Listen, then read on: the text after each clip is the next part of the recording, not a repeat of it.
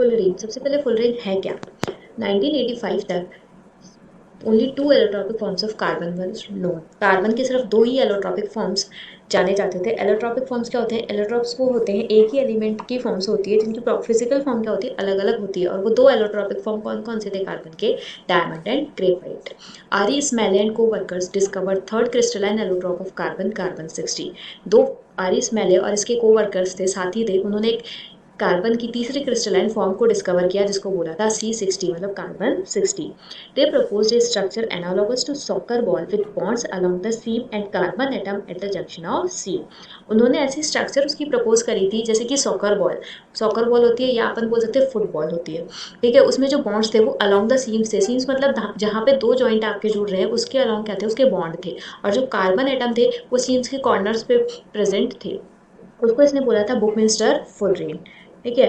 बुकमिंस्टर fullerene क्यों बोला था? क्योंकि इसके साइंटिस्ट का नाम था जिसने डिस्कवर किया था बुकमिंस्टर फुलर, तो इसका नाम पड़ गया था बुकमिंस्टर फुलरीन, जिसको आज भी अपन फुलरीन के नाम से ही जानते हैं। Fullerene has definite molecular formula. Fullerene का जो मॉलिक्यूलर फॉर्मूला होता है वो डेफिनेट होता है, इसमें जो कार्बन एटम्स है वो 60 कार्बन एटम्स हैं। मेथड्स ऑफ प्रिपरेशन, फुलरीन को प्रिपेयर कैसे किया था?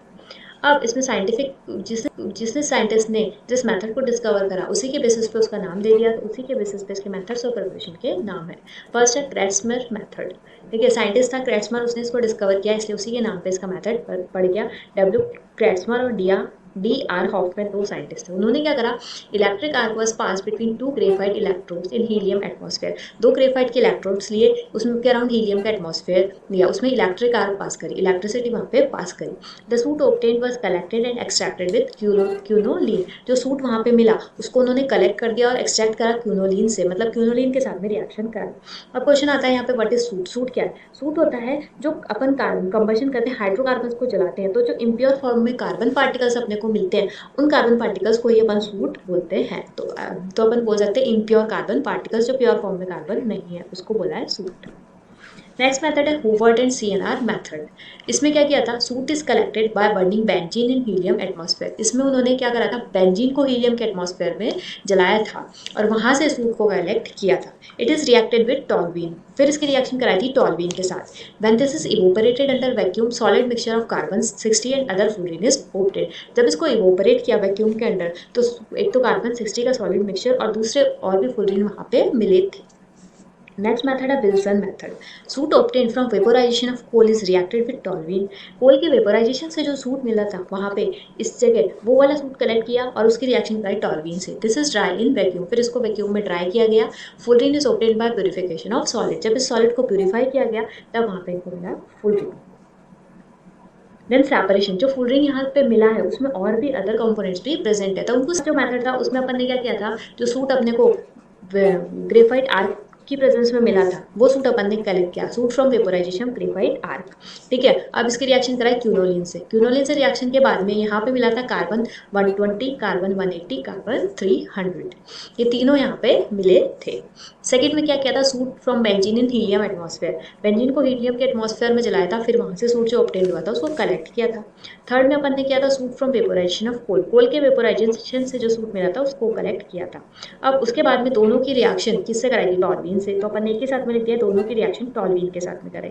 टॉल्वीन के साथ में कराने के बाद वहां पे इवोपरेशन करा था, सॉल्वेंट का इवोपरेशन करा तो सॉल्वेंट वहां से इवोपरेट हो गया, उड़ गया। अब क्या बच गया? Solid mixture. सॉलिड मिक्सचर, अब सॉलिड मिक्सचर को सेपरेट कैसे किया?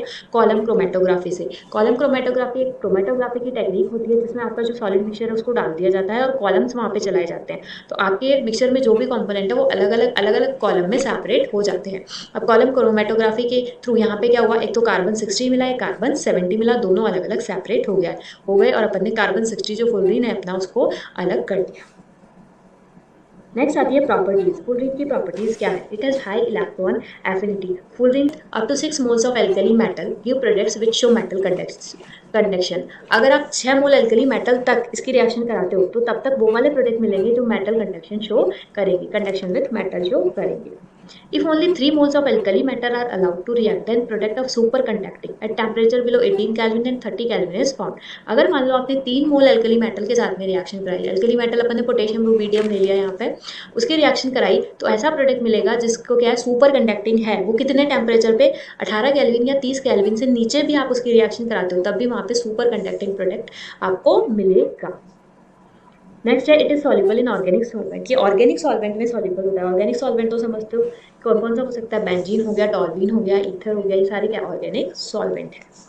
देन आती है chemical reaction, chemical reaction of fullerene. Chemical reaction में बिर्च रिडक्शन, बिर्च रिडक्शन में क्या करते हैं अपन, lithium in presence of liquid ammonia लेते हैं, ठीक है, और टर्शरी ब्यूटाइल अल्कोहल ले लिया। अब बिर्च रिडक्शन जब कराया कार्बन 60 का तो यहाँ पे रिड्यूस प्रोडक्ट मिलते हैं, मीन्स हाइड्रोजन का एडिशन हो जाता है। तो अपने को दो प्रोडक्ट यहाँ मिलते हैं, C60H36 plus C60H18। It form addition compound with OSO4। ये ऑस्मियम टेट्रा ऑक्साइड, OSO4 क्या, ऑस्मियम टेट्रा ऑक्साइड, इसके साथ में एडिशन कंपाउंड बनाता है, मतलब इसके साथ में जुड़ जाएगा। तो कार्बन 60 की रिएक्शन कराई है, एक्सेस ऑफ OSO4, खूब सारा OSO4 ले लिया उसके साथ में, और 4 टर्शरी ब्यूटाइल पिरिडीन की प्रेजेंस में कराई है। तो क्या कराया, देखो कार्बन 60 इसके साथ में जुड़ करके एडिशन कंपाउंड इसने बना लिया है, 4 टर्शरी। नेक्स्ट है it react with fluorine to give C60F60। Fluorine के साथ में भी ये रिएक्शन करता है और C60F60 बना लेता है। बट फ्लोरीन के साथ में जो रिएक्शन होती है उसमें टाइम बहुत लगता है, 3 से 4 दिन लग जाते हैं। तो आपने इसके फ्लोरीन के साथ में रिएक्शन करा के इसको रख दिया है 3-4 दिन तक, उसके बाद में इसका प्रोडक्ट देखोगे तब आपको मिलेगा C60F60। नेक्स्ट है it react with chlorine and bromine to give different product. ये क्लोरीन और ब्रोमीन के साथ में भी रिएक्ट करता है और अलग अलग प्रोडक्ट बनाता है। जैसे कि Cl2 के साथ में रिएक्शन करी 200 डिग्री सेंटीग्रेड पे 5 घंटे के लिए इसको रखा तो मिला C60Cl24। और ब्रोमीन के साथ में इसकी रिएक्शन कराई C60Br2 20 से 50 डिग्री तक, तो यहाँ पे प्रोडक्ट मिला C60Br2 प्लस C60Br4। तो अलग अलग प्रोडक्ट यहाँ पे मिलते हैं।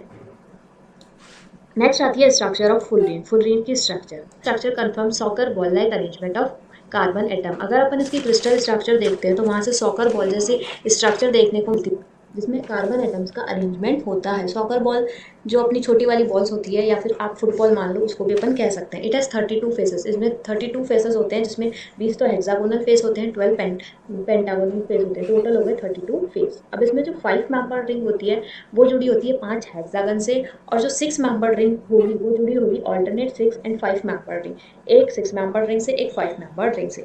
वापस से इसमें 32 फेस होंगे टोटल, जिसमें से 20 हेक्सागोनल मीन्स 20 जो होते हैं 6 मेंबर रिंग होती है, 12 पेंटागोनल 12 5 मेंबर रिंग होती है। एक 5 मेंबर रिंग आपस में 5 5 मेंबर रिंग से जुड़ी, 5 6 मेंबर रिंग से जुड़ी होती है, और एक 6 मेंबर रिंग आपस में अल्टरनेट 5 और 6, मतलब एक बार 5 मेंबर लगी होगी तो दूसरी बार 6 मेंबर रिंग लगी होगी। कभी फुटबॉल देखिए तो उसकी स्ट्रक्चर ध्यान से देखना, that is the structure of full ring. ठीक है, यहाँ पे मैंने इंडिविजुअल शो करा है पेंटागन और हेक्सागन को। ठीक है, ये है अपना पेंटागन। पेंटागन अब किससे जुड़ा है, 6 मेंबर रिंग से। देखो ये पेंटागन के अराउंड 1 2 3 4 5 6 मेंबर रिंग्स अपन ने यहाँ पे लगाई है, 5 हेक्सागन से जुड़ा है। और ये अपनी है 6 मेंबर रिंग। 6 मेंबर रिंग को अपन ने ऑल्टरनेट 5 और 6 मेंबर रिंग से जोड़ा है।